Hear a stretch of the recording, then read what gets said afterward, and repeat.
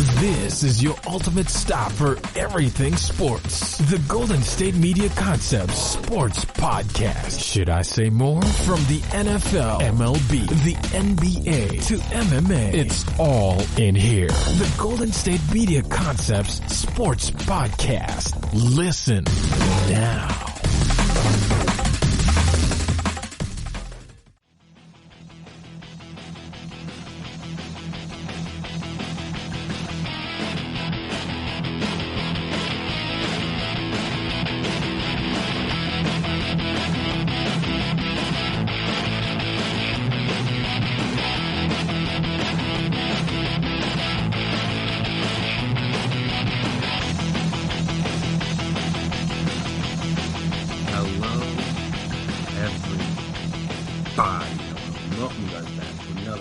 GSMC Sports Podcast presented by GSMC Podcast Network. My name is Chris Blades, and before I get started here today, I want to make sure I remind you guys, as always, to subscribe to the podcast if you haven't already. Make sure you never miss an episode. Make sure you're always on top of when we drop our latest stuff. If you could please as well give us a 5-star rating, write us a nice review. We'd be very appreciated. And also, if you're on social media, we're on social media, so you can find us there, Twitter, Instagram, Facebook. We can talk, we can chat, we can discuss, we can debate, and we can help each other get through these very, very trying times. I think we are officially in now, I believe it's day 4. I think it's day 4 of no sports due to Corona, COVID-19. I think I pronounced it COVID on the last podcast. My bad, guys. But as you all know, by this point now, it's COVID-19. And yeah, it basically shut down the world. Everything's being shut down, depending on your state, because it's not like a national thing, but just like statewide, if different people are making different decisions. I know, like California, just shutting all the bars down. You're only doing takeout, shutting the clubs down. I think like just basic essentials, so like pharmacies, banks, grocery stores, the hospitals obviously are staying open. Same, and I think New York, they're shutting the schools down too. Forgot to mention that, but yeah, doing the same thing in New York, more or less. I think official as of Tuesday, so like Monday night. I even know in some states they're doing a curfew. So I think in New Jersey, I think in Hoboken, they're doing a curfew. So like you have to be in your house or wherever you're gonna be at by like 9, 10 p.m. Then you can't leave until like 5 a.m., something like that. So yeah, this is all very, very nuts. And there seems to be no end in sight due to the fact that the CDC just recommended that no gatherings of over 50 people, any gathering of over 50 people should be canceled and/or postponed for the next 8 weeks, i.e. 2 months. So that would, if that happens, that would take us to right around May 10th, May 11th, which, I mean, if you didn't already know, is quite a ways away. So, I mean, obviously it's just a recommendation. They don't necessarily have the authority to close anything down, and obviously we don't know what this administration will do in terms of that stuff. But yeah, if that happens, then sports as we know it are shut down for even longer than we thought. Because obviously the NBA, originally they shut down for like 30 days. They're going to reevaluate. MLB pushed their season back by the start of the season back by 2 weeks. Obviously, if they adhere to this, it'll be longer. Same with NHL, postponed their season. MLS postponed their season. I know, what was it? I think the UFC fight still went down this weekend. But they didn't have any fans. So yeah, most of the sporting stuff which had been shut down. And obviously, this kind of stuff doesn't mean that in theory that you can't have sports, because again, you can technically, if you can condense it to between like coaches, personnel, refs, whoever needs to be in the arena to make it work. If that's less than 50 people, which it probably won't be. But if it were less than 50 people, then in theory you could have that. Then obviously, like you said, no fans. But from what Rose is tweeting and what other people are saying, it doesn't sound like that's going to be the case. I think the NBA or Woj tweeted out that a lot of like executives and people within the league are prepared for this thing to extend far down the road into even like June potentially. I think, yes, this is from his story on ESPN.com. He said, against the backdrop of a global pandemic, NBA owners and executives are bracing for the possibility of mid to late June as the best case scenario for the league's return. Sources told ESPN on Sunday. Features this of a season completely lost, especially based on what some experts see as a slow response on the United States to flatten the curve of the coronavirus and make testing available on a widespread basis. The Center for Disease Control, CDC, and it was the Center for Disease Control and Prevention, issued a recommendations on Sunday night that no events or gatherings should include more than 50 people for the next 8 weeks.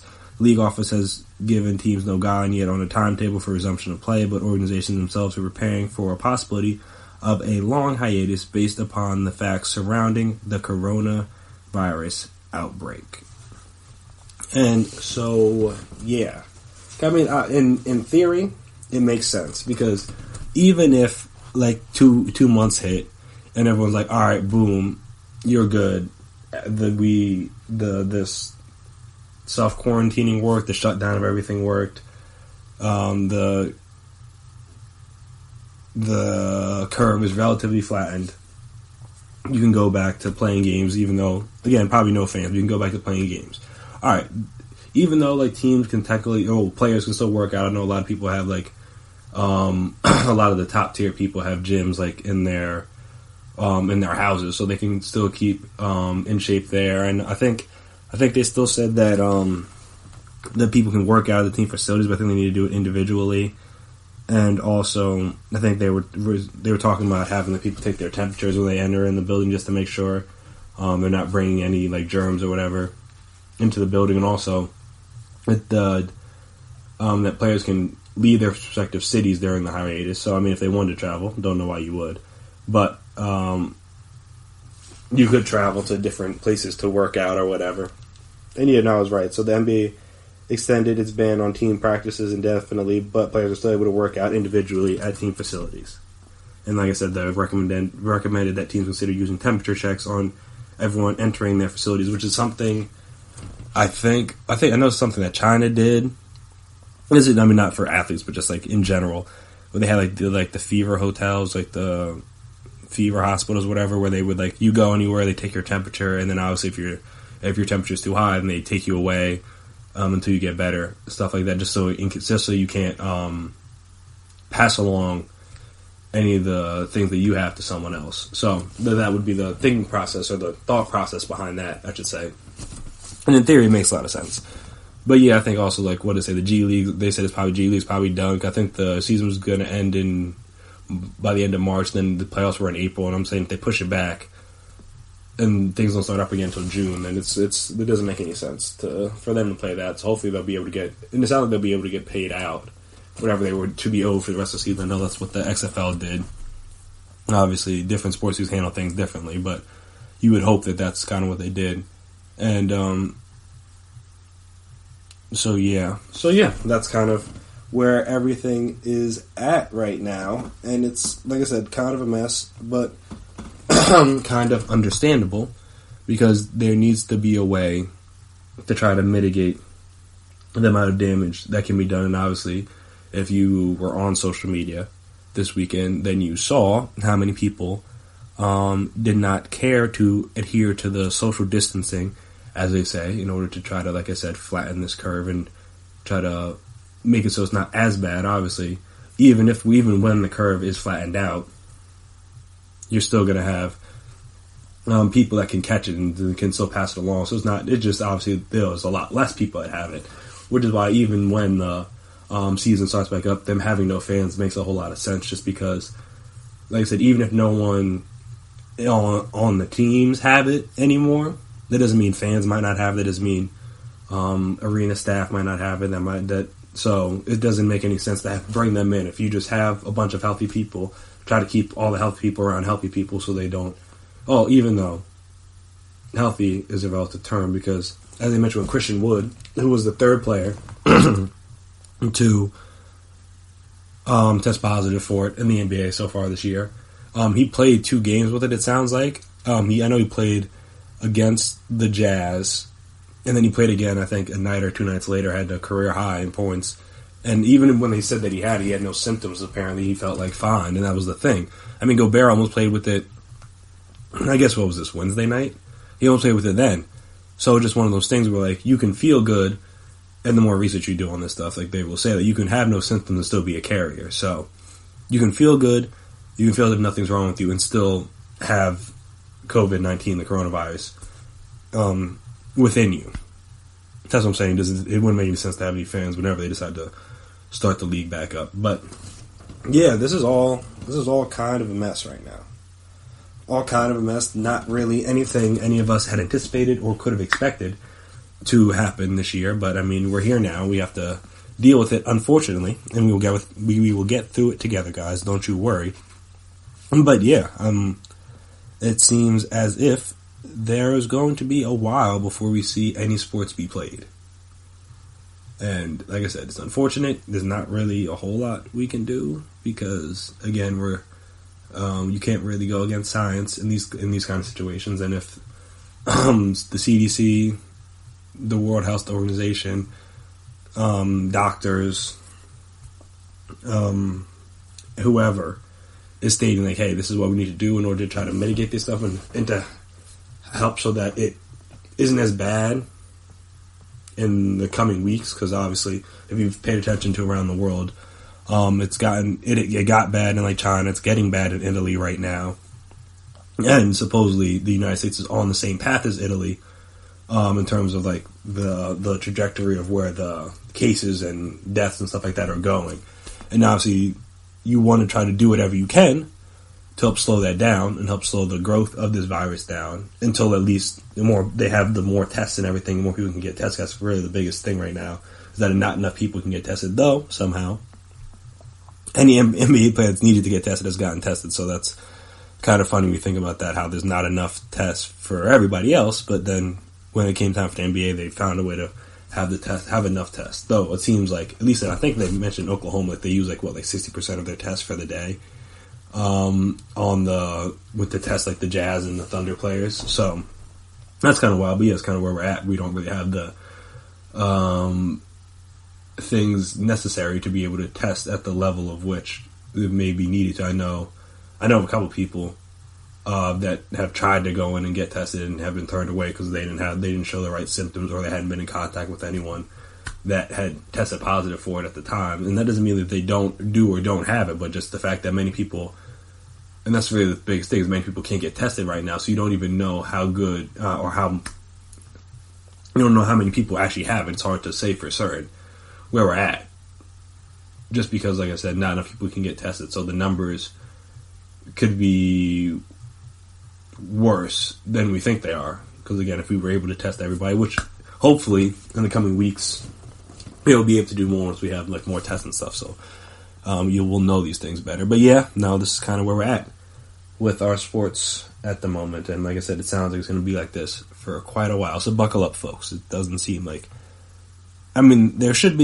hopefully will be an end at some point, but it doesn't sound like it'll be within a couple weeks or within a month like that we had maybe hoped for.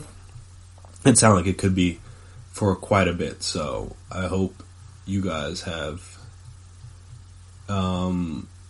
figured out what you're going to do and what you're going to watch during that time, because like I said, it sounds like it's going to be a little while. So after this break, we're going to come back and I'm going to talk about how I think these sports you should handle once they return, because in theory you think they're going to come back at some point. So I mean, though, well, I guess we could talk about too if certain leagues just decide to cancel their season.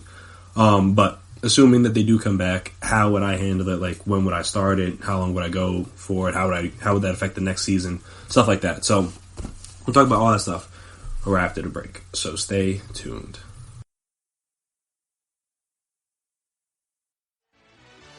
Are you looking for the very best NFL and college football podcast? Then check out the GSMC Football Podcast. Get the latest football news both on and off the field. From the NFL Draft to trades to the rumor mill to the NFL Combines. They got you covered. That's GSMCpodcast.com/football-podcast. Get updates on college rivalries, game day insights, and much, much more. It's football talk the way you want it. This show eats, sleeps, and breathes football. Don't forget to like them on Facebook and follow them on Twitter. Visit GSMCpodcast.com for more info.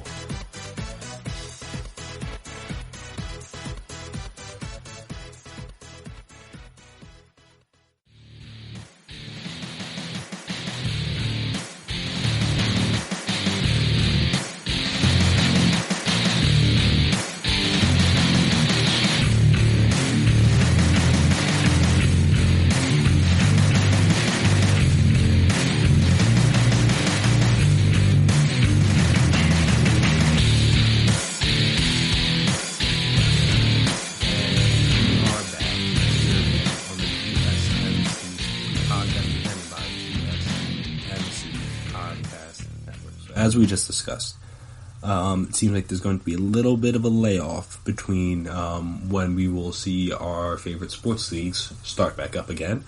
And in the meantime, in between time, I figured it would make sense to discuss when and where and how, well, not where, and when and how these leagues could or would start back up, assuming that they do. So, taking the NBA, for example. Like I said, it seems like the executives, owners, whoever, they seem to think that the best case scenario is a mid to late June startup. Because, like I said, even if they adhere to the 8 weeks, which takes us like early May, and like everything's fine from there. So you got to get everybody back together. You probably got to get some practice together. You got to figure out how you're going to like configure the schedule, all stuff. Because again, these games weren't meant to be played. Well, playoff games were, but like regular season games weren't meant to be played that late. So you got to figure out, and then obviously like the venues have other things maybe booked up, or we're supposed to have many other things booked up, whether it's like concerts or plays or whatever that these different venues may hold. So you got to kind of figure out how they're going to schedule it. So obviously that would take some time, and obviously they would use that time now to figure that stuff out. But like I'm saying, no one really knows when this thing is going to die down a little bit or be more under control, I guess I should say. Not necessarily die down, but at least be more under control. We don't really know when that's going to happen. So, it's hard to say for certain, like, when things are going to start back up or not, just because, like, we don't really have any idea how long this is going to take. We can look at other countries, see how long it took them, but, I mean, it took, I think, I know the first confirmed United States case was, late December, early January, somewhere around there. And China had things for a couple months before then, so and they're just getting things figured out like now in March. So say it was like November, or actually we can go look that up. First coronavirus case in China.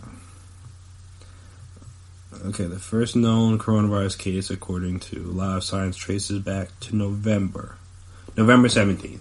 And they just, in theory, have it under control now, in March. So that's what? December, January, February, March. That's like 4 months from now. And like I said, the U.S. and the United States are not really prepared at the moment. So, if you count out 4 months from now, that's April, May, June, July. That's like that's like what, July, maybe August, when things would be back under control to a degree. I mean, that's not great. So there's actually a very possible chance. Again, if we're not on top of this as we should be, there's a very good chance that this may not. There's a very good chance that these seasons may not even get played. Like whether it's basketball, hockey. Baseball will probably get played because that's going to extend further. Maybe even MLS. I know PGA Tour events, they can continue throughout the year, so that'll be fine. Same with tennis.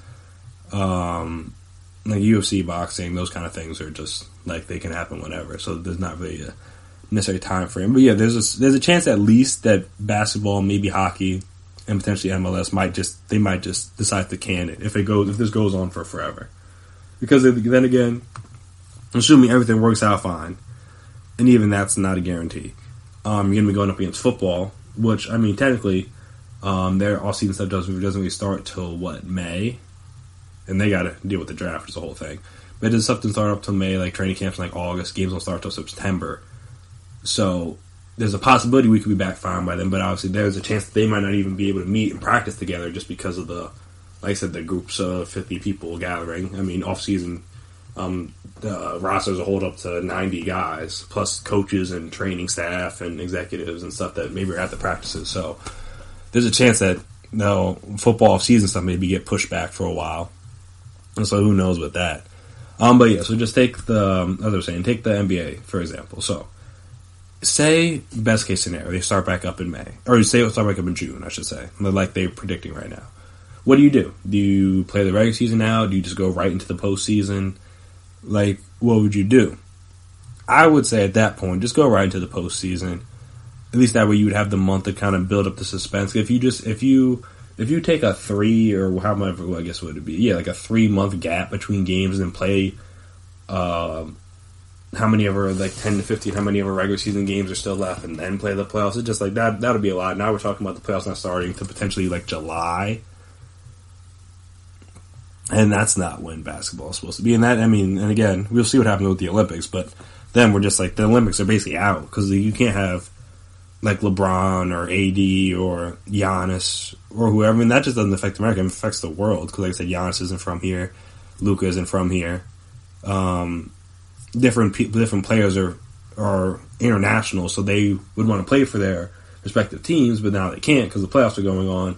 That'd be a whole mess. We'll see what happens if that happens. But say you start in June. If that happens, I would say go right into the playoffs. Don't worry about the regular season. It's unfortunate. Season gets cut short. It's whatever. I mean, like I said, most of the 9-10 seeds in both conferences are like games back. So not that they can't make it up, but the teams in the 8 seed have a games advantage on them. So like if they don't, no one can really be that mad at you. If it's not like their teams are tied or whatever. Like for the most part, the teams that are in the playoff seeding right now are probably going to get in. So you can start the playoffs right up, in my opinion. Then just go from there and just have it end by like August or whatever. I would probably do the same thing with hockey. Just like whatever regular season games you have left, just don't worry about it. This year at least. And then also that kind of feeds into like this next aspect of it. So say the league does go into like August or September.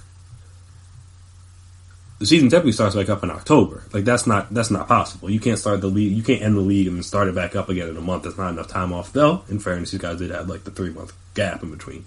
But there's no way players would go for that. They want to, once the season's done, the finals, playoffs, all that stuff, they want to take some time off.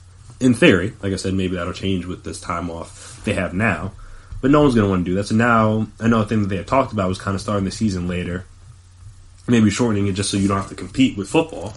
And obviously, if you don't end the season until like August, September, maybe even October, depending on how long this takes, if they decide to, like I said, if they decide to play out the season, then you're not starting the next season back up until like December. And now you're just switching the way the whole season goes. Which, again, not impossible. And it would be nice for me as a fan, just because then, like that weird time where it's like just baseball. Not that there's anything wrong with that per se, but I'm just not a big baseball guy, so there's just like the weird gap where like there's like summer league and like the draft, like WNBA and different things like that. But just like in terms of like with the way what people view as major sports, it's just baseball. So having more variety in that time, like I said, if you had baseball and basketball and maybe even hockey, if they decide to do the same thing as the NBA, that would be cool. Just so it just like there's not as much downtime and it leads you right into, because then like one sport just leads you right into the other. Like football ends, that's when basketball's getting ready to start. Basketball ends, or basketball's like in All-Star break, that's when baseball starts up. Then basketball ends, baseball's still going on, and that leads you into football, and the same thing like hockey. Like again, their seasons kind of run adjacent with the NBA season, so those two would go together. Like you still have the MLS and all that stuff. So it's an interesting theory to if they decide to play out the season, like, does this now affect the way the seasons are run? Like, do they now just be like, hey, now we're just going to start the league in December every year? It's something they're probably going to talk about during this time off. And it's not something that I would hate. I wouldn't be mad at it at all if that's what they decide to do. Just like I said, just push the season back. And like I said, the same time frame, same time off or whatever, but just like instead of starting in October, it starts in December, January, somewhere around there. I mean, most people don't really pay attention most people say like the season doesn't really start until like the new year or Christmas. So that's, like I said, that's a good 20 plus games into the season already.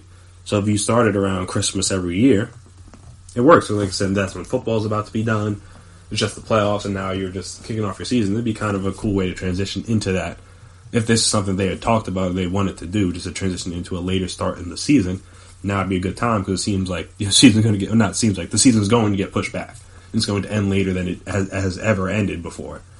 Again, assuming it even gets played. But if it does get played, then that's kind of how it would go. As in hockey, I think they would do a similar thing. Now, I don't know if they're going to do the whole start the season in December every year kind of thing, but I think they would kind of do a similar process. They're kind of good. I think they should keep an eye on what the NBA does because like their seasons are kind of aligned in terms of like the timeline and the timetable of it. So I feel like that's kind of what they're going to gauge it as. For MLB, I think a cool thing for them this year, like I said, do the same, however, the two months off or whatever, and just start the season up in June. And then now, instead of playing like the 182, you play 81 games. Now, I don't think they would go for this forever, and obviously the owners would be mad because like you lost half a year's worth of revenue and all that stuff. But I think for the sake of the sport, an 81 game season is more entertaining because like that's the biggest thing with people that don't follow baseball religiously is that the season's too long. Like there's too much to care. It's hard for you to care the same way you do in April as you should in August and September. Like, that's just hard to get people that aren't, like I said, diehard baseball fans. You're just like a casual sports fan. You don't care about a game in mid-May because just like there's so much more season left. This doesn't have that big of an impact.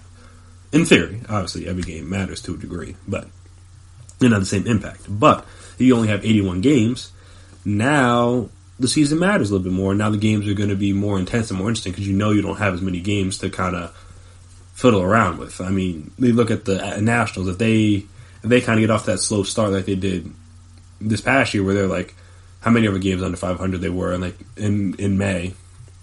They may not have the time to recover if they only have 81 games. And not to say that they would do that again, but it's like a team like that. Like you don't have that same ability to overcome because you don't have 100 plus games left in the season. You only have maybe 50 games left. So you kind of got to turn things around quicker, just like the NBA. And now, like I said, NBA plays 82 games. It works. Everybody's interested more or less throughout the whole season.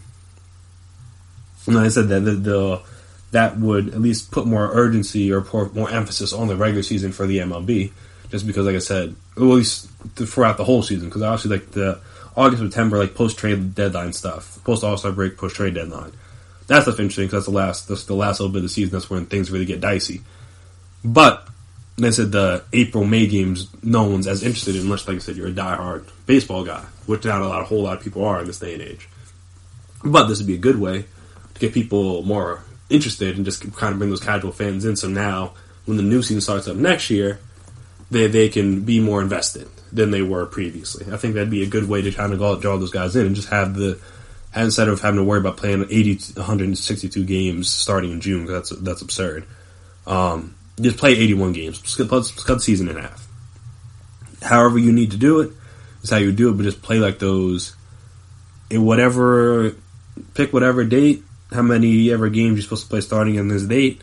Make sure everybody plays the same amount of games. However, you got to work that out, and then boom, you're good. I think that would be. I think that's something I saw floated out on Twitter. Just obviously just like random people ideas, but I think it's actually not a terrible idea. It honestly isn't, in my opinion. Just like, hey, play 81 games this year. See how it goes. Again, I don't think they'll do this forever, but just for this 1 year, because obviously we're in a weird situation right now. This isn't like a normal thing that people have to deal with, or we should have to deal with. Year after year, this is pretty much a one-off in our lifetimes. Hopefully. Obviously you don't know, but hopefully this will be a one-off in our lifetimes. this global pandemic situation. So, hey, just try some things out, see how it goes. I think it's not the worst idea in the world for the MLB, like I said, to get people interested in their regular season. Because if it's shorter and the games matter more, I think that's the best thing. That's why you see, that's why football has such the fan base that it does, because every single game matters. That's why people are so up and down when their team loses. Because it happens once a week. Every win and every loss matters that much more. Basketballs and hockey and stuff like that are similar. But obviously the lower the amount of games, the more emphasis and urgency there is into each game. And make sure you try to win each game. And like I said, that's the biggest thing that hurts baseball right now. And obviously this would be a good way to test to see if that theory is true. Like, do people just not care about baseball because it's baseball, or do they not care because the season's too long? Because if the season's shorter, maybe you can get people more interested sooner. Because obviously everything's going to be sped up. The whole season, obviously the whole season's going to be sped up. So I think that'd be an interesting way to view how people view your game.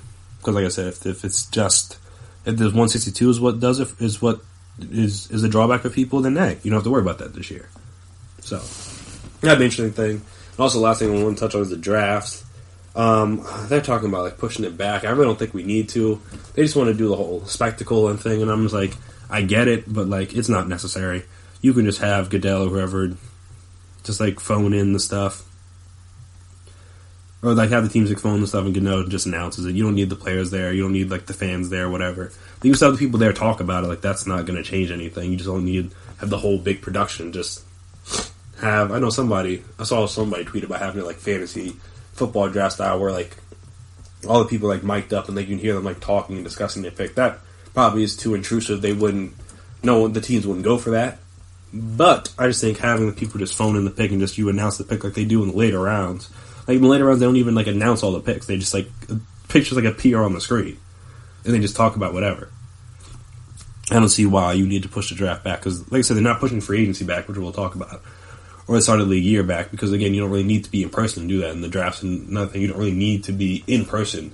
Most of the draft picks aren't even there. They get picked. It's only just the first round guys that are there, and maybe some second round guys, but most of the guys aren't even there. They get picked. So I don't see why it needs to get pushed back. Just don't have the people come. You can still phone in the picks and announce the picks the same way that you would. So that's just me personally. But I think the draft is something that they can keep on. It's far enough down the line to where it's not like this week or next week. You still have time to play it and figure it out. It's not for another month or so. Like I said, the people don't need to be there. Fans necessarily don't need to be there, though it's cool. The players don't need to be there. You can announce the picks the same way you still have the people talk about the picks. I don't see the point of pushing the draft back, in my opinion. Have it come back again. Just announce the picks wherever you don't need to be in Vegas. You can have it come back to Vegas next year because when hopefully there will be no global pandemic next year. But it just doesn't seem to make any sense to me. Not to say that the NFL will do this, but it doesn't make any sense to me to push the draft back. It's just just have it. You don't need people to be there. Just have it. You can, like I said, you do everything over the phone anyway. Just announce the pick, and the people can talk about it. You don't need to see the handshake or the interviews or whatever. It's cool, but that's not necessary for me, personally. Okay, we'll see what we do. But, like I said, speaking of the NFL, we're going to come back, because that's really the only league that's doing stuff right now. And one of the things they did was vote on the new CBA. And we'll talk about whether it passed, whether it got shot down, and what the ramifications of the vote are right after this break. So stay tuned.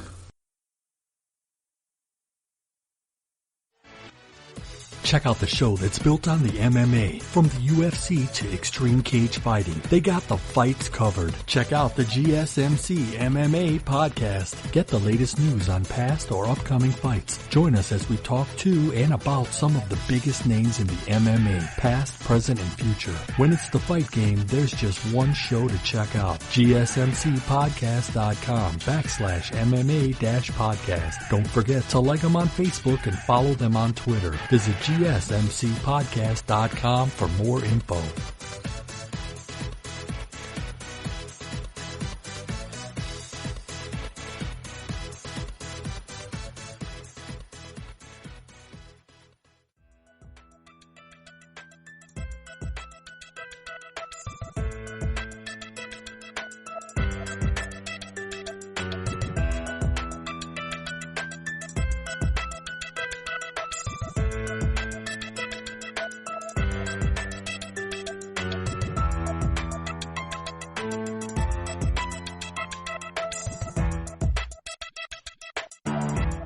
And we are back here again on the GSMC Sports Podcast presented by GSMC Podcast Network. So, the NFL players voted on new CBA. The vote was up until, I think, like 11:59 on Saturday. The final votes came in, and the NFL players voted to approve a new collective bargaining agreement with the league's owners, ensuring the NFL labor peace through at least 2030 and clearing the way for a 17-game season as early as 2021. The vote was close at 1,019 to 959. Approval required. Well, period. Approval required. A majority of the players voting. Well, I guess they're voting in favor of it. And I think I've read somewhere, again, this is Twitter, so you can't really take it with a grain of salt. But I think they said like something like 500 players or 600 players, something like that, didn't vote, which is like kind of absurd. Because it's just like, how don't you? Well, I guess I say that as I understand that like a majority of Americans don't vote in like the national, like the presidential election. So I can't be surprised that players wouldn't vote for this, even though, again, these things matter, guys. Elections matter. But yeah, it was something that it seems in a vote that was decided by, what the difference was, 60 votes, I think, something like that. 60, 79, 89, 99. Yeah, 60 votes the difference was. So, that many players not voting is a pretty big deal. But again, it is what it is. Like I said, it was passed. A lot of people today, mainly players, spoke out against it, so I'm interested to see how that works. So again, in the vote this close, you knew it was obviously going to be some dissension, and no matter what happened, but it seems like a lot of players were disappointed that the CBA got passed, though, unfortunately, a lot of things changed that helped the litter guys. So, and included in this new CBA, obviously they expanded the regular season to 16 to 17 games. They expanded the playoff field from 12 to 14 teams, one new team in each conference, which obviously helps people. It also includes higher minimum salaries, which is probably a big thing for a lot of these players. Because again, as we talked about, a lot of these guys aren't making top end money. A majority of the people are making the bottom end of the salary. I can't think of the word right now, but it's in terms of like the salary like spectrum. They're on the bottom end. A lot of the players are not. Like I said, majority of the guys aren't at that top tier level. So that's a part of the reason why this minimum salary increase is something that was going to help them. What else? Improved benefits, apparently, for current and former players, expanded rosters and practice squads, and changes to the league drug discipline process, all of which will go into effect in 2020. I believe they can't be tested for marijuana anymore, which was a big thing. And that's something that a lot of players do, whether they get caught or not, is a different story, but a lot of players do, because obviously it helps with pain. Helps them deal with the pain of going through the season, stuff like that. And obviously it's legal in most places now, so people just do it just because they can. And obviously that was a thing that was a big point of like why they're still testing for this, blah, blah, blah. So they don't test for it anymore, obviously, as the new CBA pointed out. I think the game day rosters are increased to where you can, instead of having, I think, what was it? On the active roster, it was what, like 46? I think guys on game day now it's up to 2 more players, and then you have to have like 8 linemen, something like that. And obviously the overall rosters increased as well. Another thing, the deal also increased the players' share of league revenue from 47% to 48% in 2021, and to at least 48.5% in any season in which 17 regular season games are played, which I guess in theory means that it could go up even more. But which is one of the things where I guess we'll have to see how that goes. What else? In this new CBA, teams are not allowed to use the transition and franchise tag in the offseason. Teams could have used both if the league was still operating under the old CBA. Teams will, with more than one high-profile tag candidate, i.e. the Cowboys with Dak and Amari and even like Byron Jones, now have to face a decision. And I think that officially the tag deadline is today when you guys are hearing this on Monday at noon. So by the time you guys listen to this, you'll probably already know who has and who hasn't been tagged. And I guess in that scenario, Dak's probably get the tag unless they can agree to a deal by before noon. which I don't think they will. So then he'll get the tag, and obviously that means Amari's going to hit free agency. Whether or not he leaves, different story, but at least he'll be able to talk to other teams.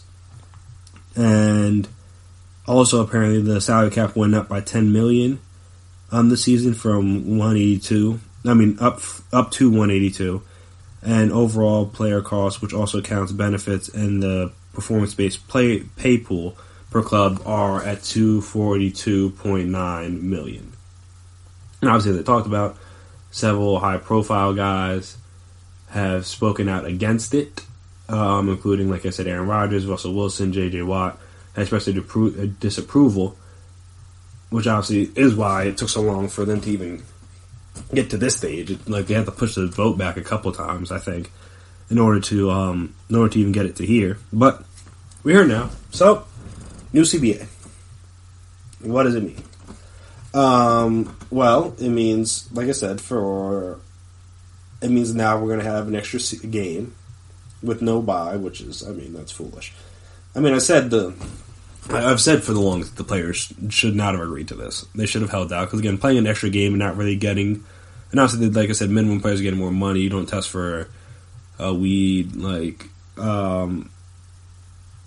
the salary split. The revenue split goes up a little bit. So, that's all good. Apparently, they have improved benefits, but from the way the players are talking, doesn't sound like their benefits improved, all that much. So, there is that. But yeah, I was always on the side of don't rush into this, wait this out. And I guess they just feared, which is a reasonable fear, that this is probably the best the owners are going to do. And that's kind of the unfortunate part when the owners, who shouldn't hold all the power, even though they hold the power because, again, they cut the checks. So, without them, there is no league because there's no one to pay. But technically, without no players, there is no league because, in theory, you can find other guys to do these things. But again, there's a reason why Aaron Rodgers, there's a reason why Russell Wilson, there's a reason why J.J. Watt, there's a reason why Aaron Donald, there's a reason why, who else? Well, maybe not Tom Brady because he's not taking that much. There's a reason why Todd Gurley before his injuries. There's a reason why Zeke got his money. There's a reason why people pay Julio Jones and Mike Thomas got his extension, because they're the best in the world at what they do. If you can't find other guys that can do this, obviously. And if they didn't have these guys, and they have to go to some of these, as you saw with the XFL guys, again, some of these guys are good, but that the level of play in the town was not at the same level as the NFL. So again, if you don't have these players anymore, and you have to pick from a pool of lesser talent, then obviously the product suffers, and then obviously the owners don't make as much money as they do now. So, though it seems as if the owners have a majority of leverage, the players have some leverage in this. And they just weren't able to leverage that in the way in which everybody was going to be happy. Which, that's the thing about situations like this, that there's no possible deal you could do where both sides were going to be happy. Because, we even discussed, the owners felt like they gave up too much in this already, which is kind of nuts. Because they didn't really give up that much, and they're getting an extra game out of this. And they're getting extra playoff revenue because they have an extra playoff team in there. Obviously, I guess the players will get their playoff bonuses and stuff, so that's good for them. But again, in theory, the owners make more money from this than the players. That's the thing, is that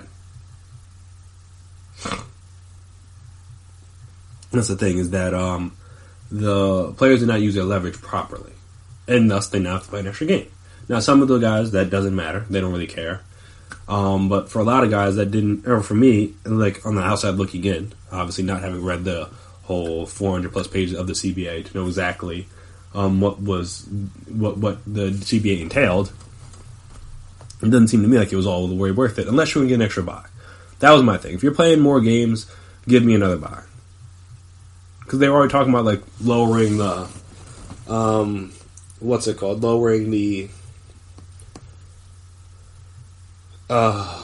the preseason. I forgot. But the preseason, like cutting down on the preseason games. You really don't need 4. There's no reason for it. You would cut it down to 2, in my opinion. Make the season 19 weeks if you want. Have 17 games with 2 byes in there. That seems reasonable. And if you're not going to have an extra bye, have it so the players can only play 16 games. Because under no circumstance, there's no doctor, no health professional, nobody that would tell you playing an extra game of football is good for your long-term health. There's not a single person in the world that would say that. And that's kind of where the players are at right now. They're playing an extra game. They get a little bit more money, which is cool. But again, the long-term benefits of it are not really that great. Like, playing an extra game just means more wear and tear on your body every year.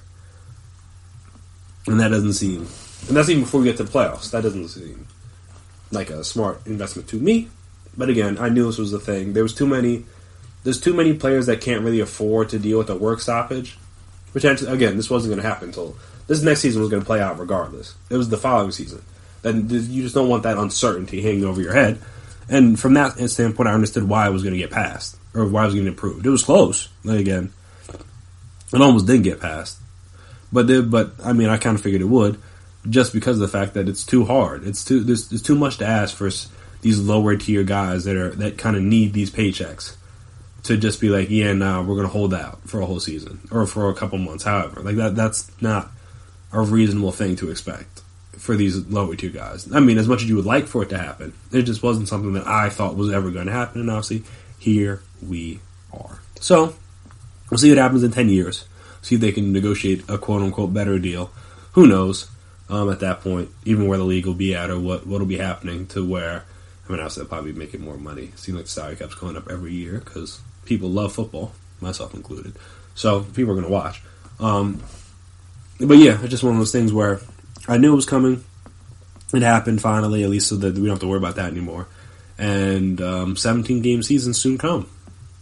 We will soon be seeing 17-game seasons. And I think technically this year we could see it, 7 teams make the playoffs, which, I mean, fine by me. The more likelihood of my favorite team making the playoffs is better for me, so I don't really care. They could have 10 teams make the playoffs for all I care. They would never, obviously, but, I mean, hey, look, as long as my team's in there, I don't care if they're the 6, they're the 7, if they made it 8 teams, they're the 8, doesn't matter. Just make it to the dance.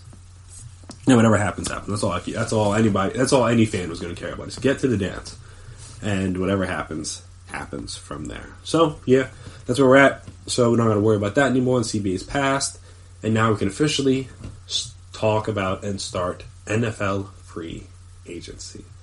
And speaking of which, there has been already some deals being done, some trades being made already before the new league year even officially starts, which we will talk about right after the break, so stay tuned.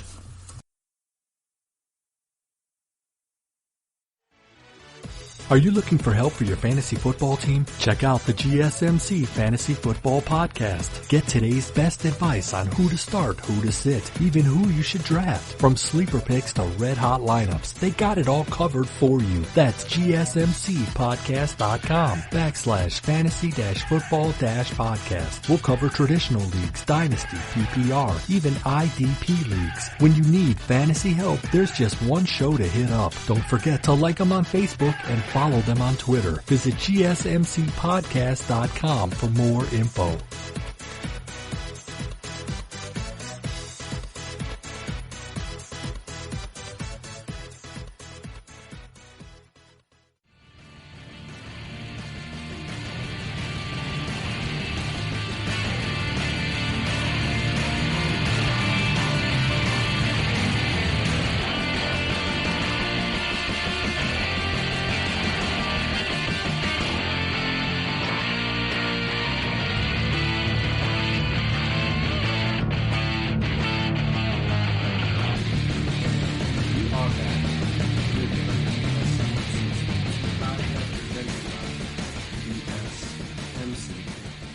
Podcast now. So before we get started on the free agents and like some of the deals and stuff that were made, I just want to touch on a little bit of some of the guys who could be franchise tagged come the time you hear this on Monday.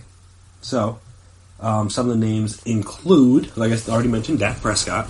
It seems like to be the most common one, the most popular one. Obviously, they haven't struck a deal yet, which is bad for them because there was another quarterback that got a deal done today, and obviously he has had a good season this past year, but he's done less over the course of his career than Dak Prescott has, and he got a good amount of money, so it's only raising the price, and that, again, that's before we even get to the likes of Mahomes and Watson who are up for extensions this year, and you don't want to have to compete with those. Because once Mahomes gets his money, it'll ruin the exact quarterback market. Though, I mean, in fairness, no one will be able to argue that they deserve more than him, so it just kind of goes down from there. But it's like, all right, if he's going to get 4 years, 5 years, $200 million, that's 40 a year, I can at least get 35, 36.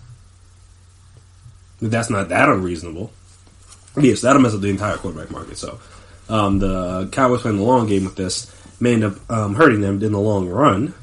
But some of the other guys include Derrick Henry, who for the Titans, who, like I said, we'll talk about why he'll end up getting the franchise tag in a moment. But he seems like a likely candidate as a person who has a lot of wear and tear on his body, both due to his past year and also just in general. He's been utilized a lot, both in college and in the pros. And he's a big back. And obviously you see the likes of guys like Todd Gurley, who got big money, and obviously, I mean, granted, he's like arthritis in the knees or something, so that's not like a common thing. But again, running backs seem to decline as they get older, more or less. I think basically by 28, you're basically shot. It seems like if you even make it that long. That's why people are talking about the Panthers potentially trading Christian McCaffrey, even though he's a young guy, but just due to the wear and tear and what he's going to cost due to the fact that he's been so productive. But yeah, so then you got him. You got Chris Jones from the Chiefs, who was, I mean, he was hurt a little bit this year, but again, when he's in, he's dominant. Really kind of opens everything up for that front four for the Chiefs, and obviously was crucial to help get pressure on Jimmy G late in that game to kind of affect him, and thus allow the Chiefs to make their comeback. But I guess they haven't decided on a number yet. So the franchise tagging him makes sense. AJ Green from the Bengals, another guy who has been talked about just because again he missed this whole season. You want to make sure he's healthy before you give him a lot of big money, and it just gives potentially Joe Burrow, because again we don't know for certain, but he's potentially Joe Burrow, a person to throw to that's reliable. Oh well, semi-reliable. Because again he is hurt a lot, but I mean he's a great receiver when he's healthy, so it doesn't make any sense to just let him walk. Leonard Williams, defensive lineman. They run a 3-4, so it's like defensive tackle, defensive end, have you want to reword it for the Giants. Obviously, the sack numbers aren't there, but their run defense improved once he got there, and obviously they kind of needed that. So that is kind of his case. And obviously, he was only there; he wasn't there for the full season. So you instead of just seeing how he plays, and also to see if he can improve, because again, the sack numbers very shaky. No, actually, I don't think he even had a sack this year, so that's below shaky. But yeah, so you kind of want to see maybe they play new defense, new coaches, new coaching staff. Let's see if they can utilize them a little bit better than Betcher and the past staff did. So yeah, maybe don't want to give him elite money, or no, maybe not elite money, but just a whole lot of long term money, just because you don't really know on what you're getting completely. But yeah, so he's gonna franchise tag Shaq Barrett from the Bucs, who had a breakout year this year. Obviously, you want to see if he can replicate that. And then, obviously, if he can, then he'll get a bigger deal. But it's just one of those things where, again, he's kind of no one kind of saw this coming. He kind of just came out of nowhere. So you don't want to just overreact. And the same kind of thing with Bud Dupree, who for the Steelers, who has been in the league for a few years, but hadn't had a season quite like he had this year. He had 11.5 sacks this year, which is obviously a career high. But yeah, he's been in the league, this was his 5th year in the league, and he had never had more than 6 sacks before this year. So, this is one of those things where the franchise tag can make sense, just to, again, make sure you don't overpay for one guy showing out in his contract year. Like I said, the same thing with Shaq Barrett, who had been in Denver for a while, for 5 years, I think signed there as a 1-year deal with the Bucs. And obviously had 19.5 sacks this year, where he's had 7, 11. He's had 14 sacks the rest of his career. I could see the Bucs I could understand why the Bucs would be hesitant to give him the long-term deal, just because again, there's no precedent for him doing this, and obviously you want to see if he can do it again. Because before he had that, the most he'd ever had in a year was 5.5. So obviously, whatever they did, and whatever Todd Bowles was doing down there, I believe he was the defensive coordinator. Todd Bowles doing down there, or whoever the defense coach was doing down there with the Bucs, worked for Shaq Barrett. But you just want to see if this is just a one-off thing, before you just go and give him the big money. But apparently that didn't hurt the Titans, or that line of thinking. That's something the Titans believed in, because they just gave Ryan Tannehill the bag, which not mad at completely. Like, I get it. Like, I get why, because they've had uncertainty at the quarterback position with Mariota for a while. I mean, even, I guess, before him with, like, Jake Locker and, like, Vince Young, and, like, they haven't really had a consistent guy since, I guess, Steve McNair, probably. So, it's just one of those situations where you have a guy that played well for you want to lock him up. But, a lot of that you could say was predicated on the running game, and obviously, they franchise tagged Derrick Henry. They'll have him back for a year, but again, there's no guarantee Derrick Henry will be here for all 4 years of Tannehill's contract, and a lot of their game was run, play action heavy. And again, he was great this year, as we've talked about a lot on this podcast already. Had a good season, but again, this was like, not going to say it was like a Shaq Barrett, Bud Dupree type of year, but just the same kind of year where he had shown a little bit here and there, but he had missed the whole year with the torn ACL. He had some inconsistencies throughout his career, though you could argue that was a Adam Gase thing, because obviously people get away from Adam Gase and played better. But this is the most, like I said, this is like his highest completion percentage in a year ever, and not as many yards he only played. He only started 10 games this year, as opposed to he started 16 games a few times in the past. But like I said, he had 22 touchdowns, which isn't that far off from his career high. 27, only had 6 picks. Touchdown percentage was the highest it's ever been. Yards per attempt was the highest it's ever been. Air yards per attempt highest it's ever been. Yards per completion highest it's ever been. Passer rating highest it's ever been. He never had a passer rating over 100 before. Now this year, he had a 117.5, led the league, I believe. Or at least it would have if he played the whole year. And yeah, and also he's, 31, about to be 32? So I think that was another thing. It's like, alright,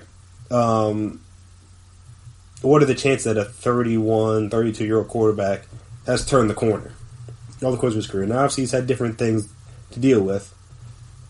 But, again, he's going to be 32 in July. What are the chances that he's really turned the corner? And I guess that's kind of what the Titans are banking on, because they gave him a 4-year extension worth $118 million. The annual value is $29.5 million, with $62 million fully guaranteed at signing, and he will receive $91 total in guaranteed over the course of the contract.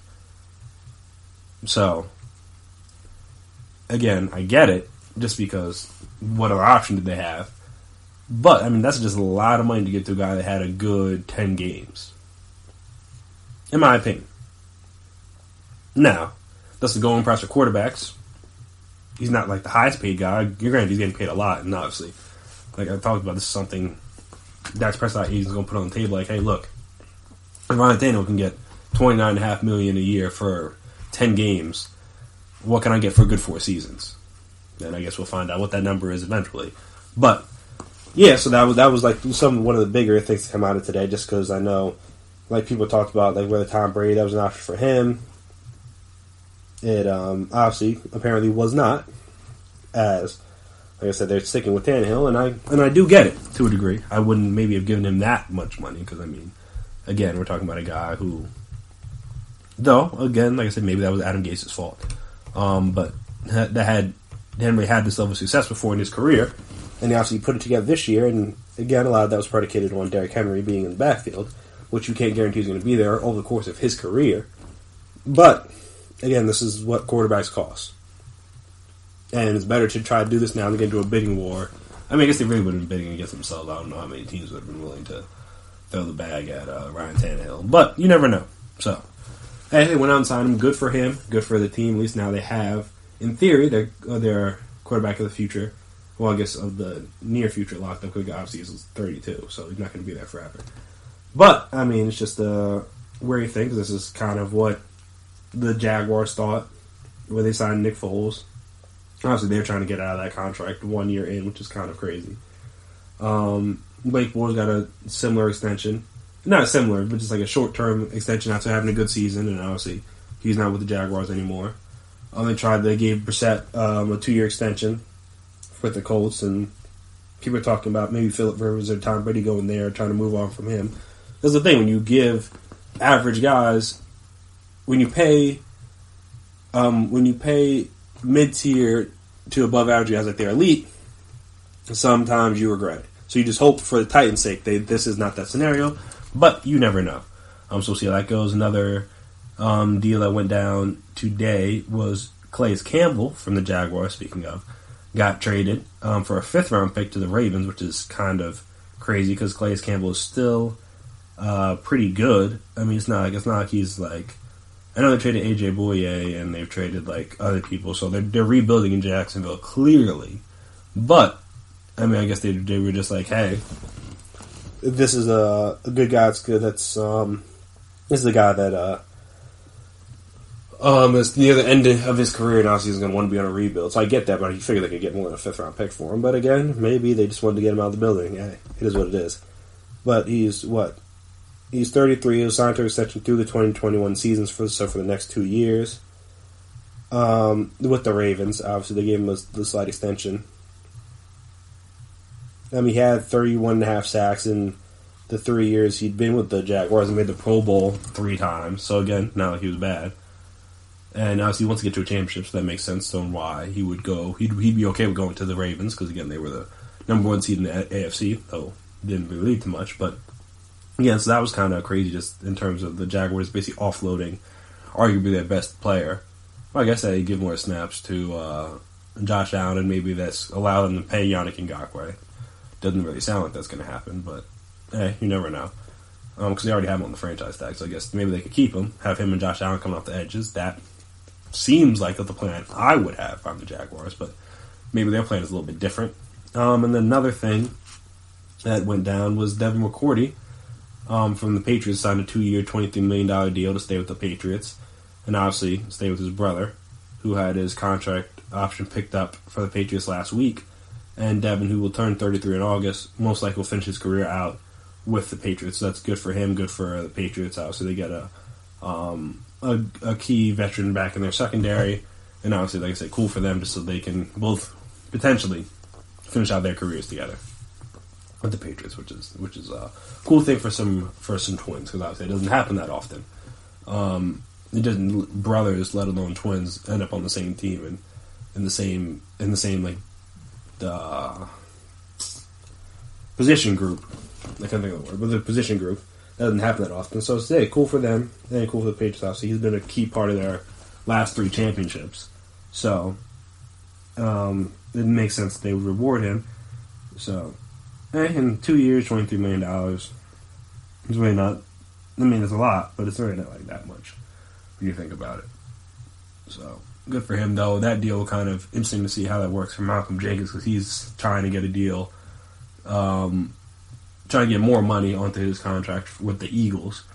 But I mean, McCourty's that's 2 years, so that's $11.5 million a year. That's not really a whole lot of money in terms of like increase. And obviously, I don't know exactly what Jenkins' number is this year, but I know it can't be that much higher than $12 million. He's probably trying to get close. Not much higher than 11. He's probably trying to get closer to 12, 13, 14. And I'm saying if Devin McCourty is only taking 11.5, like he's one of the best safeties in the league, it's hard to argue that you deserve that much more than him. Though obviously maybe you do more than he does, but again, he's had more team success than you have. So this is one of those weird things. But yeah, so good for him. But when we come back, we're going to talk about with the official start of free agency about to go down, and obviously the legal tampering period getting ready to start. We're going to talk about what's happening with Tom Brady. Because it seems like before our eyes, the teams that he can go to are dwindling. So we're going to talk about what teams are still left out there for him to potentially go to, and where I think he's going to end up this season. And like I said, we'll find out in a few days where he does end up, but just like the Titans were a team that people thought he could go to, and obviously they're out. So just like what teams are left. So we'll talk about that right after this break, so stay tuned. Are you looking to get your college football fix? Looking to get the latest news on your favorite school's team? The GSMC College Football Podcast is your ticket to all things college football. Join us as we talk college football from the national championship, the college rivalries, the bowl game, to the Heisman Trophy. To which conference is the best? We've got you covered for the Big Ten, SEC, Big 12, the Pac-12, ACC, and everything in between. Download the GSMC College Football Podcast on iTunes, Stitcher, SoundCloud, Google Play, or anywhere you find podcasts. Just type GSMC in the search bar.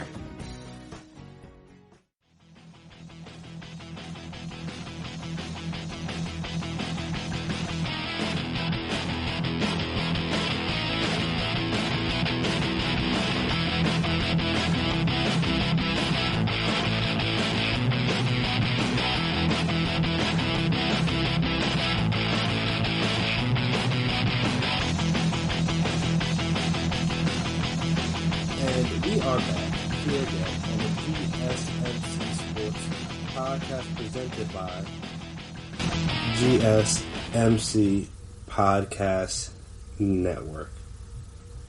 So, Thomas, I think what's his middle name? Edward? That sounds like it'd be his middle name. Hold on, I want to get this correct for you guys. Tom Brady. What's his middle name? No, excuse me. Thomas Edward Patrick Brady Jr. is the official name. But yeah, so Tom Brady. Obviously, he's going to be a free agent. Obviously, there's a lot of speculation that he's going to leave the Patriots. Though, in my personal opinion, I will believe that when it in fact happens, which hasn't yet. Though it's possible, but I'll believe he's not on the Patriots when. I don't even know if I'd believe it if it was announced that he was signed with another team and it went through the legal tampering period and became official and he signed and then he showed up for off-season workouts with a different team. I don't even know if I'd still believe it. I don't think I'd believe it until I saw it in the game. And even then, I'd still be a little maybe this is a joke. But, yeah, so there is much discussion and much debate on if he will leave the Patriots, which I'll give my opinion on in a moment. But some of the outside teams that he could potentially go to, one of those being, and this might not have been on people's radars in the beginning, but one of those teams being the Bucs. Which, again, the Bucs finished 7-9 last year with Jameis throwing 30 picks. So if they just had a quarterback, much like the Chargers, if they have a quarterback that just doesn't turn the ball over a lot, that probably helps them out a great deal. Yeah, they finished 7-9 last year. If they didn't throw 30 interceptions, there's a good chance they finished at least 9-7, if not 10-6. If he's still close to the 5,000 yards, 30 touchdowns, whatever, just doesn't turn the ball over 30 plus times, they probably win at least 2 or 3 more games. In my own personal opinion. But yeah, so that seemed like a team, and it makes sense. Bruce Arians is there. He's done good work with older quarterbacks. And most recently, obviously, Carson Palmer. Outside the turnover thing, which may not be completely his fault, the offense was great. They have good weapons. Mike Evans and Chris Godwin are as good of a receiver tandem as you can get in the league. O.J. Howard, though not properly utilized this past season, is still a good tight end. Obviously, you know how much Tom Brady likes throwing their tight ends. The running back could use some work probably, and the line isn't stellar, but it's not bad either, in my opinion. So it makes sense the defense is young, but they have good players on the other side, especially if, like I said, they keep Shaq Barrett. Devin White improves. Their secondary gets better. Obviously, they play a lot of young guys in that secondary, so that improves. Maybe get another pass rusher on the opposite side. Though JVP was good when he came back, but obviously, no guarantee he'll be healthy for the entire season. So you probably need another pass rusher opposite Shaq Barrett. But again, that's what draft the free agents here for. But yeah, so then that makes a whole lot of sense. In my personal opinion, just because, like I said, they don't really need that much, and obviously their division is a little. Drew Brees is back, so maybe he doesn't want to deal with that, especially, as I said, having dealt with the AFC East for the past 20 plus years, however long he's been in the league now. basically his entire career, he's dealt with the AFC East, and he really hasn't had that much competition from a quarterback standpoint throughout his career. I think what the best was probably those weird, like, Chad Pennington, Mark Sanchez. I mean, us not at the same time, but, like, the Chad Pennington / like, Mark Sanchez, a couple of those years. Outside of that, like, Miami just never really had, like, a good guy. Buffalo really hasn't had, like, a good guy that I can think of, obviously. I'm a little bit young. I'm a little bit on the younger side, so, like I said, my football, NFL knowledge kind of is basically over the last 15, 16 years. And I feel like during that time, they really haven't had anybody that great in the division. But then, correct me if I'm wrong. But yeah, so that makes sense. I mean, like I said, you got to deal with the Falcons, who are like, whatever. You got to deal with the Saints, who are assuming Drew Brees' arm isn't shot or can fall off, or going to fall off. And then the Panthers are in a complete rebuild, assuming they trade Cam. So, who knows with them? And obviously they have a new coach and all that stuff. And there's very rarely do teams with the first-year head coach like make the playoffs. So we'll see what happens with there. But like I said, the division isn't like easy, but it's not like super hard either. Like it's not like you're going to the NFC West or like who else? Yeah, you're not going to the NFC West. That's probably it's probably or the NFC North even. Because even outside the Lions, this division's still kind of tough. But yeah, so you're not dealing with that. So that's probably my number one. Another option would be, I guess the Chargers technically. I don't see it. I don't see him going to LA. Though, I mean, it was reported that he wanted to go to San Francisco. That was his number one. But obviously, they had Jimmy G. They're not just going to get rid of Jimmy G. That would never made any sense to me. Even when people were suggesting, I was like, Jimmy G's there. Like, why would they just get rid of him this quickly? It didn't make any sense. And then it's not that they will, obviously. We'll see what happens tomorrow and in the coming days, see if that changes anything. But it sounds to me as if, at least for the time being, Jimmy G is going to be the quarterback, which, again, made sense. So, don't got to worry about that. Who else? So, yeah, the Chargers, like, if he wants to just be in California, not impossible. I mean, again, they're another team that has a lot of pieces in place, but obviously you got to go up against Mahomes twice. That's not something I would willingly do if I had a choice, personally. But again, I mean, he's from California, so maybe he wouldn't mind playing in LA, and obviously they could maybe use him just to try to like get fans, because obviously that's been their biggest issue, that they really don't have many of their home games feel like road games, which is obviously not ideal in the NFL to play 16 road games. That's not what you want. So that they could use him. I know the Raiders. We're talking about that with obviously they want to make a big splash at it in Vegas, get people excited. Having Tom Brady would get people excited. Obviously, they need to find a trade partner for Derek Carr before then, which I mean shouldn't be that hard. I'm not to say it shouldn't be that hard because it could be hard. But like the Bears maybe looking for a quarterback. I mean they might end up trading for Andy Dalton, but maybe Derek Carr could be on their radar. I'm trying to think who else would trade for him. That's probably it, right? Maybe probably not the Chargers. They think they want to give Tyrod a shot, then just draft a quarterback. That makes sense. Who else?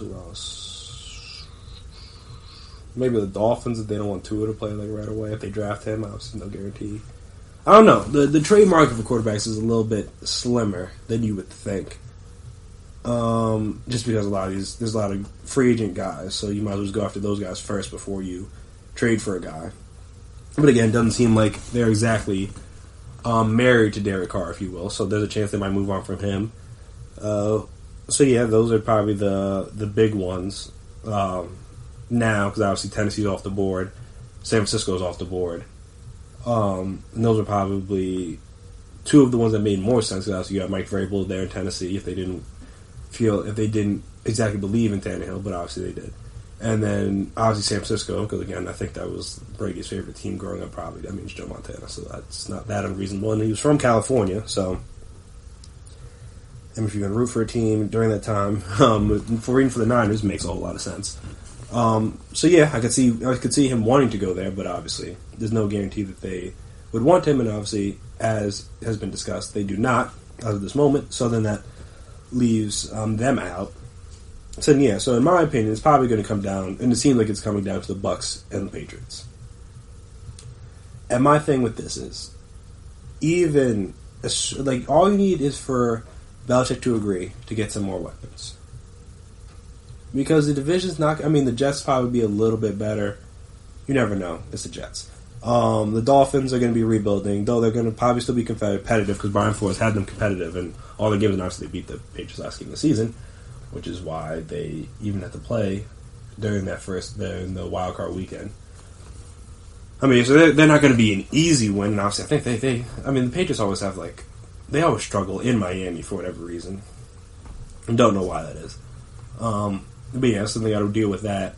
And then, obviously, the Bills made the playoffs last year, so they're not going anywhere, per se. Though, again, this is all predicated on Josh Allen improving, which he should be. He'll only be, his third year, I believe. But, I mean, Josh Allen is in, some all-pro quarterback at the moment. Not to say he can't be. I mean, I don't think he will be. At least all-pro. He could make a Pro Bowl or something, but all-pro, that means you're one of the two best quarterbacks in the league. That seems unlikely to me at this moment. Again, not impossible, but that seems unlikely to me at this moment. So, I mean, you're not really that worried about Josh Allen. I mean, Josh Allen is the reason why they didn't beat the Patriots the first game, just because he wasn't that good. And obviously got knocked out too, but he wasn't that good, and I don't think, and even in the second game, I don't think he was a little bit better, but he wasn't that great over the course of the whole game. And then obviously, we saw in the playoffs what happened. They started out good, and then obviously they kind of just fizzled out. So I mean, the quarterback situation is not really that tough in that division. And obviously, as we just talked about, the NFC South is no pushover per se, because you got to deal with the Saints, and that's a bona fide Super Bowl contending caliber team that you're going to have to play twice a year. The Falcons still have a lot of talent, and we'll see how they can see if they can manifest some of that magic they had at the end of last season. Once Dan Quinn relinquished play calling duties on defense, and the defense improved, and they won some games down the stretch, including beating the Niners on that last play, which was kind of nutty. But the Falcons have a lot of talent, so you never really know season to season how good or bad they're going to be. And the Panthers are rebuilding, so you can kind of, in theory, count them out, but you never know. Maybe Matt Rule will push the right buttons. So that division seems kind of tough. I wouldn't want to have to deal with that if I were Brady. So again, if they can just agree to get me some weapons on the outside, I don't see him leaving the Patriots, honestly. Just because it'd just be weird at this point. So obviously I wasn't alive / I don't remember if I was alive because I was young. But Joe Montana on the Chiefs had to be really weird. Obviously, they went to the AFC Championship game. That's cool and all. But again, it's just why? It's like Jordan on the Wizards. Why?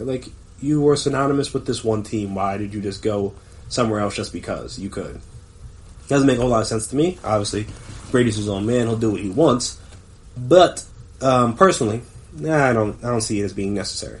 It's hey, unless they just disrespect you with an offer, just stay with the Patriots. It just doesn't make any sense. Obviously, you'll test the free agent market, see would you maybe Bruce Arians will give you the pitch of his life, so that'll change your mind. But as of this moment right now, I don't see Tom Brady leaving the Patriots. Not that, again, it could very well happen, and it may very well happen within the next couple of days. But until it happens, I'm gotta believe it. I'm gonna see it, I should say, before I believe it. So, again, we could be up here talking about the next podcast that he's agreed to deal with the Bucks, but again, I'll have to see it. I'll have to see him physically leave the Patriots before I believe that he'll leave the Patriots. Because at this point, the Patriots and him and Bill Belichick and Robert Kraft are all tied in together so much of their careers, or so much of their times with the team are literally tied together. So it'd just be odd to see him go and play with another team. But hey, anything is possible. To quote the great KG, anything is possible. And this is possible. So we'll see if it goes down. But after this break, we're going to come back here one last time and we're going to discuss some sports movies. Obviously, with sports being off, a lot of us are going to have more time to watch TV shows, watch movies, and stuff. And as a person that's not a big movie guy, there are some sports movies that I haven't seen that you guys would probably judge me for not seeing. So this I would appreciate if you didn't. But this is movies that I'm going to have the time to be able to watch now because, again, there's no sports on.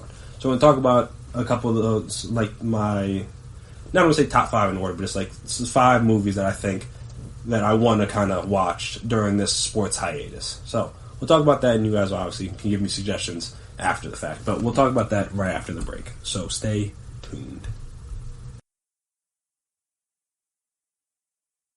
Check out the show built around the women of MMA. From the UFC, Invicta FC, Bellator, and one championship. We got the fights covered. It's the Golden State Media Concepts Women's MMA Podcast. The latest news of upcoming fights, discussions of previous matches. Join us as we talk to and about the biggest names in women's mixed martial arts. Past, present, and future. When it's the women's fight game, you know where to listen to. The Golden State Media Concepts Women's MMA Podcast.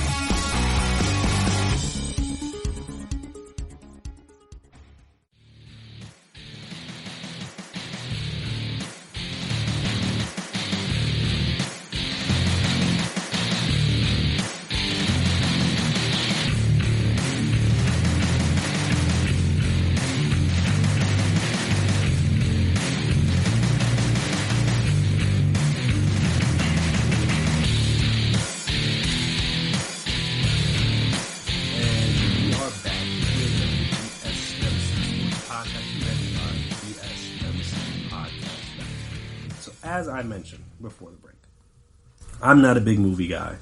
I just, not that long ago, became a bigger TV guy. Obviously, I watched a lot of sports on TV, but in terms of like episodic series, wasn't really a big guy. Game of Thrones got me back into that. I was trying to catch up to watch the last season, which was unfortunate for me because that was easily the worst. But I'm not going to discuss that. I could save that for a completely different podcast. The issues I had with season 8? Yeah, season 8 of Game of Thrones, because there were many, and I think it could have been a good season if they just fixed some things up. But again, that's not what this podcast is for. But yeah, so that kind of got me back into television now. I watch a bunch of different shows. I watch Succession, which is great. Everyone should watch that. I finished The Good Place, which finished not that long ago, a month or so, or a couple months ago. Another great show. Would highly recommend. I guess, is that all the shows I finished? Yeah, I'm starting up some other shows now, but those, like, I hadn't really finished an actual show in forever. Like, there's been shows I'd watch How to Get Away with Murder, kind of fell off with that. Watched Big Bang Theory for a while, fell off with that. Watched Modern Family, like all those kind of shows, Blackish, stuff like that. I've fallen off a lot of shows, and obviously Game of Thrones got me back into watching complete shows. So now I did that. I watched Love is Blind recently. That was a wild ride. I know a lot of people watched that one, but yeah, that was kind of nutty. But yeah, so I've been getting back into watching stuff. But movies has never really been my thing. I've always been, like, I'll go to the movies, sometimes I watch, the only movies I'm kind of always interested in are Marvel movies for whatever reason. We went to go see Iron Man how many ever years ago, loved it, and then kind of just tried to watch all the movies from there. Didn't see all of them in theaters, but eventually got around to almost all of them, except for like the first and second Thor, I think, are the only ones I haven't seen. But I heard both of them were terrible, especially the second Thor. Thor the Dark World, I heard, was one of the worst, if not the worst, Marvel movie. So I'll get to it when I get to it. But just about every other movie I've seen. Not just about, every other movie I've seen in the Marvel Universe. If you name it, I've seen it.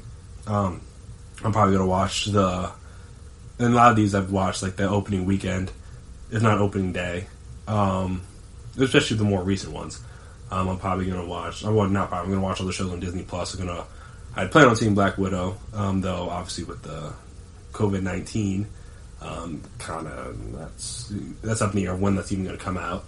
So we'll see about that, see about then the Disney Plus shows come out.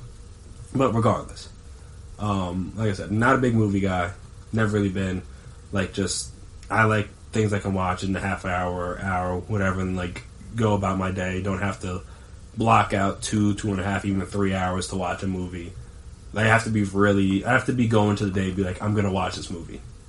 Because if I'm just like, I'm just going to be like, going to flip through the channels and be like, oh, let me go see what movies are on. It's not really my thing. And part of that is because, much like I do with television shows, I can't watch something in the middle. Like if I don't see the beginning, I can't just like pick it up. Like I know people that'll like watch shows like a couple seasons in and just like pick up and then go back. Like no, if I'm gonna watch a show, I'm gonna watch it from the beginning to that point. Like I'm not gonna pick a show up in the third or fourth or fifth season or whatever just be confused about stuff. I want to know everything about it. So if I'm gonna watch it all the way through start to finish. So the same way with movies, which is why I haven't watched a lot of movies, because I'll see things that are on and I'm like, oh, I haven't seen that, but then I'm like, I already missed 30 minutes. And I guess with what I have with files, you can like say to start the movie over, but I'm just like, I didn't really plan on blocking out sitting here and watching a movie for 2.5 hours. And obviously if it's not a movie channel, there's commercials. I hate commercials in movies. Movies aren't meant to have commercials in them, so they're just weird. So I can't do that either. So I have a lot of very particular about the certain things in the way in which I need to watch them, which is why I haven't watched a whole lot of sports movies. Haven't watched a lot of the quote-unquote classic sports movies. I've watched enough of them.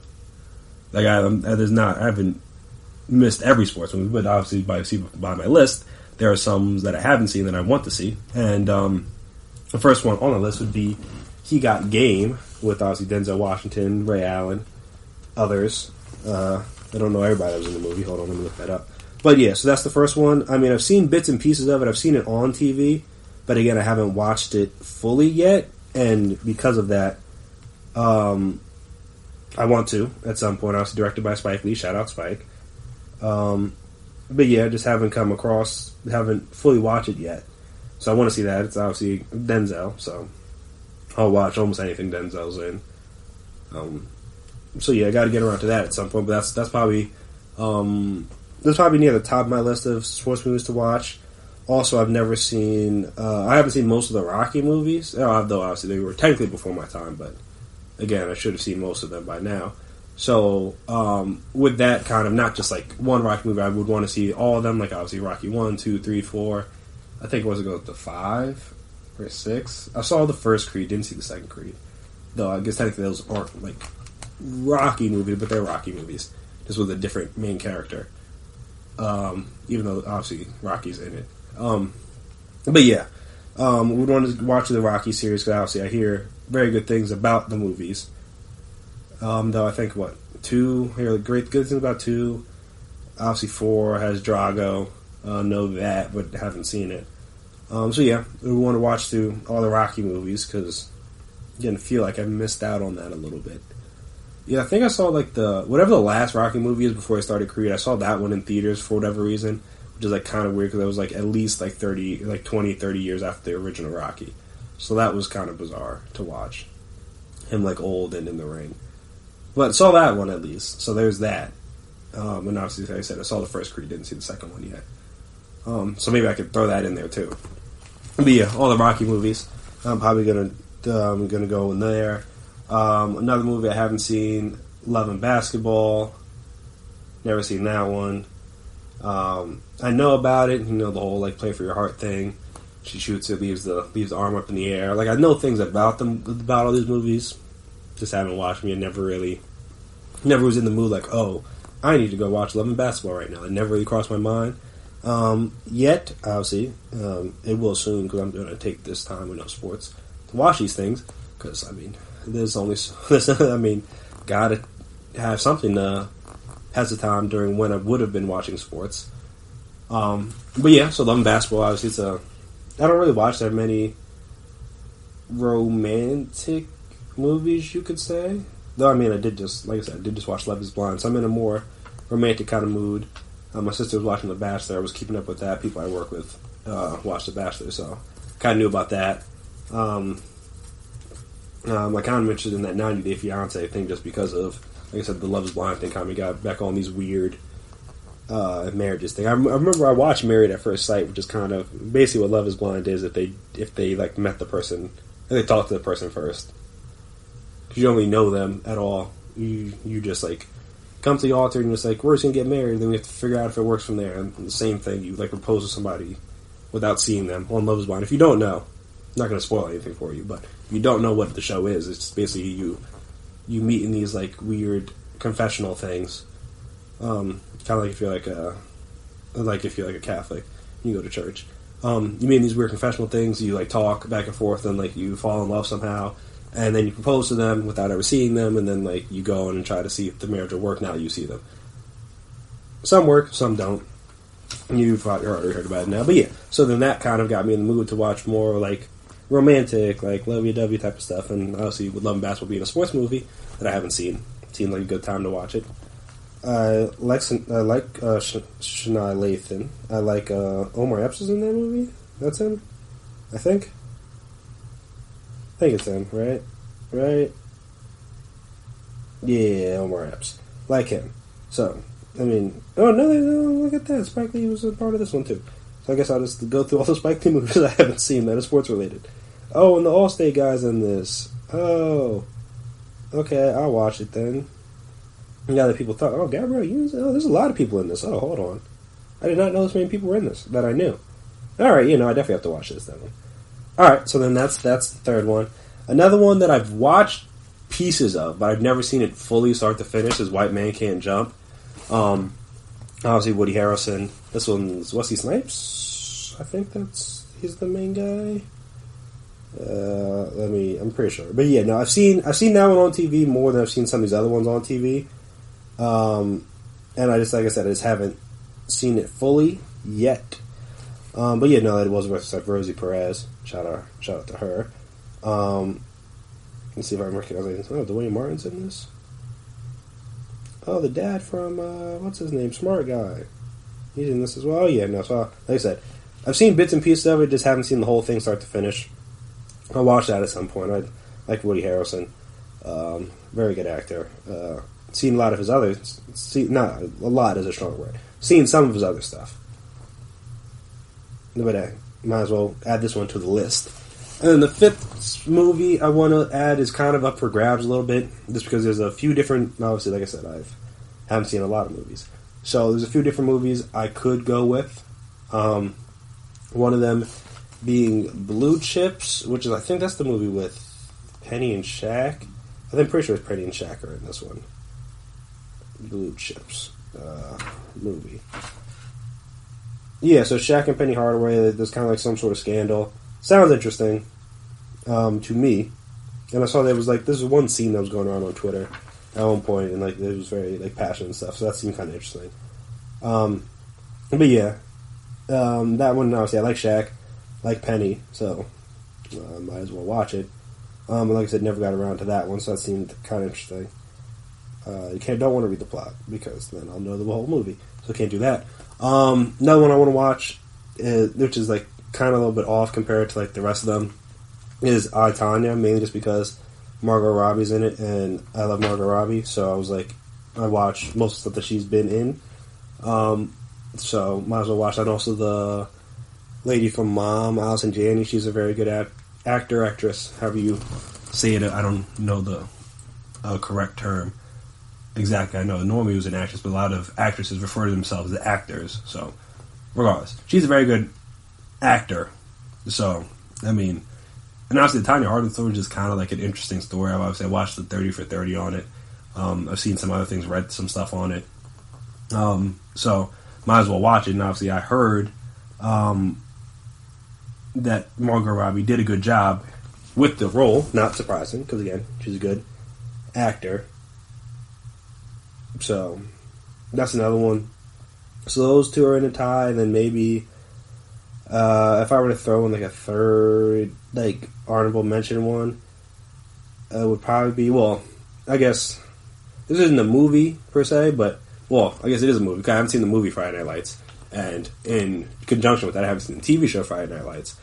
I guess I missed it when it was out. Even though like I played football, I love football, so you would think I would have got around to it. But again, it's just like any show with like a lot of seasons, it like requires a lot of investment, and I just wasn't willing to invest my time that much. So if you want to throw that in there, obviously the TV, obviously this is mainly movies, but I've never seen the Friday Night Lights movie that the then TV show is based on. Well, I guess it's technically based on a book, but I believe it's based on a book, right?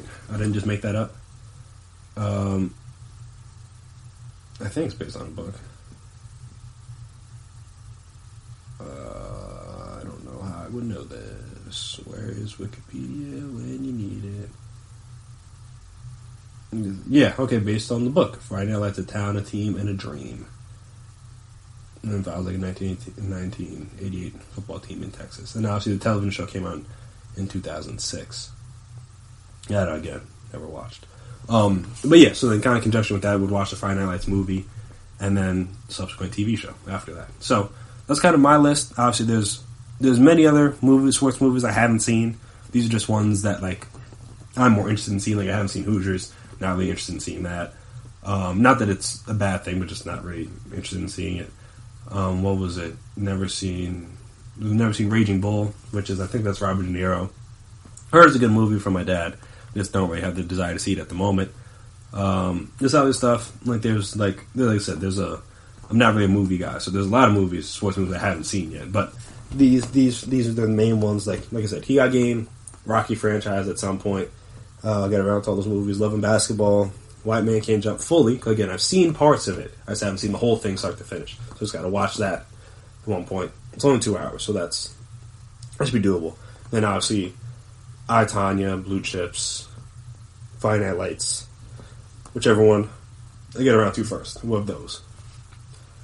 But yeah, that's kind of my list. Obviously, you guys are more than willing to suggest any other sports movies. I've seen like Remember the Titans, probably my favorite sports movie. Every time, I get teared up every time when Bertier's in the hospital and Julius comes to see him and he, I forget what the exact lines, but just like can't you tell that we're a family line? It just gets me every single time. But yeah, Remember the Titans, seen like The Blind Side, seen like The Longest Yard, the new version, not the old version. Seen like Major League, seen Waterboy if you count that, seen Rudy, seen Happy Gilmore, haven't seen Caddyshack, but yeah. So I've seen other movies, so don't just suggest every movie for me, but again, the ones that I listed, I haven't seen, and I would love to see at some point. So, and just so like I'm not a shame to society, because obviously I don't tell these people this, so you guys know this. Now, normally I don't admit these things because people judge you when you don't watch certain shows, you haven't seen certain movies and stuff. But yeah, this is my truth. I have to live it. But yeah, none of these movies I've seen, and I would like to see all of them at some point. And now it seems like as good a time as any because there's no sports to watch. So might as well supplement that with other things. So yeah, that's how I'll be spending my sports hiatus. I hope you guys have figured out your plan, because again, we're probably going to be here for a while, so hopefully you guys have figured out whatever shows, whatever movies, whatever stuff you need to catch up on or do that you've been putting off. Now it seems like as good a time as any to get started on it, because again, we will have a lot of time to watch whatever, because again, sports will be on pause for quite a while. But that'll do it for me here today on the GSMC Sports Podcast, presented by GSMC Podcast Network. I want to thank you guys for listening, as always. If you like what you heard today, like what you've heard on past episodes, please make sure you subscribe to the podcast. Make sure you're always on top of when we drop our latest stuff. Make sure you never miss an episode. If you could please as well, give us a 5-star rating, write us a nice review. Be very appreciated. Very helpful to see what you guys like, what you guys dislike, ways you can improve, all that fun stuff. And also, if we're on social media, if you're on social media, we're on social media, so you can find us there. Twitter, Instagram, Facebook. We can talk, we can chat, we can discuss, we can debate. Not as much debating, because obviously no sports. But you can recommend me sports movies to watch. Like I said, my list of things I haven't seen is probably definitely longer than things I have seen. So a lot of things you can recommend, and I'll get back to you on if I've seen them or not. Same thing with sports shows. Same thing with documentaries. I think I'll probably do another one of these lists in terms of, well, I've seen most of the 30 for 30, so we can talk about some of those, some of our favorites, some of my favorites, some of you guys' favorites, stuff like that. But yeah, anything you guys want to talk about, obviously we're going to have a lot of time to just talk and chat and debate about random things relating to sports, because again, no sports to keep our mind off of it. But yeah, don't worry guys, we will get through this together. But yeah, I want to thank you guys for listening. That has been my time. I have been Chris Blades. And until next time, peace out. You've been listening to the Golden State Media Concepts Sports Podcast, part of the Golden State Media Concepts Podcast Network. You can find this show and others like it at www.gsmcpodcast.com. Download our podcast on iTunes, Stitcher, SoundCloud, and Google Play. Just type in GSMC to find all the shows from the Golden State Media Concepts Podcast Network. From movies to music, from sports to entertainment, and even weird news. You can also follow us on Twitter and on Facebook. Thank you, and we hope you have enjoyed today's program.